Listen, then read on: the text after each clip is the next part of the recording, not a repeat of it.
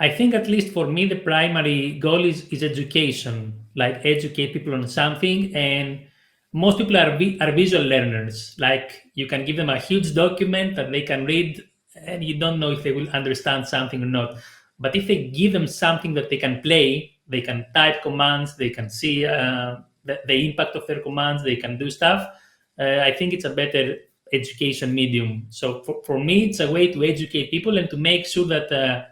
Not only you pass the knowledge in a theoretical level, but you explain how things work behind the scenes, and you actually give hands-on experience. Especially with the certification, we had comments from people that came in and said, I already knew some stuff about Argo CD, but not all the details. That's fine.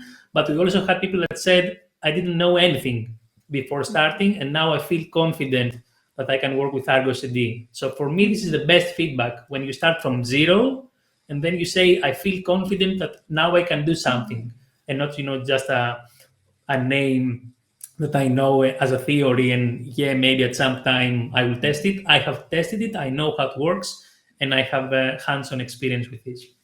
Fantastic.